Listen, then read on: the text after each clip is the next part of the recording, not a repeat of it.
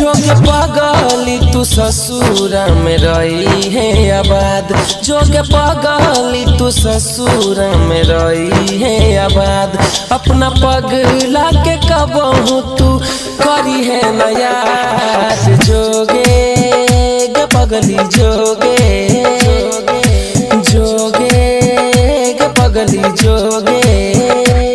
जोगे पगली तू ससुर में रही है आबाद, जोगे पगली तू ससुर में रही है आबाद। अपना पगला के कबहू तू करी है नया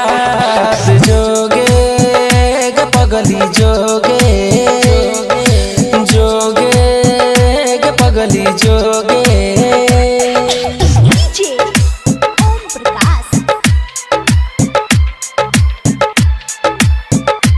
पगली जोगे जोगे जोगे जोगे पगली जोगे जाय छाने दिल हमारा जब दई के रहू धोखा किया प्यार के लिए गे बुझ के हमरा गरी जब करई के रहो नफरत हमरा से किए अइली करी मर के हमरा ठोकर तू बेघर कई लगे हाथ छोड़ के हमर दोसरा के धई लगे दुआ करबो भगवान से तू रही है जिंदाबाद जोगे गे पगली जोगे जोगे गे पगली जोगे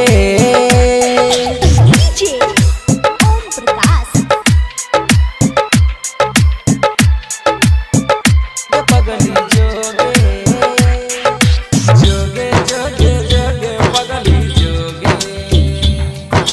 जाय छाने दिल हमारा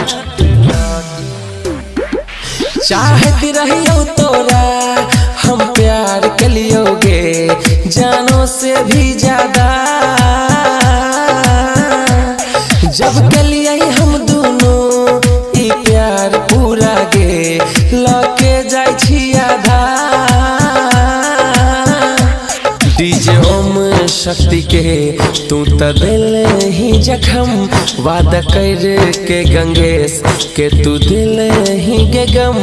अब कब न करिए रसल पुरिया के याद जोगे के पगली जोगे जोगे गे पगली जोगे जोगे पगली तू ससुर में रही है आबाद, जोगे पगली तू ससुर में रही है आबाद। अपना पगला के कबहू तू करी है नया जोगे गे पगली जोगे जोगे गे सोना जोगे। Presented by SMS Dhamal।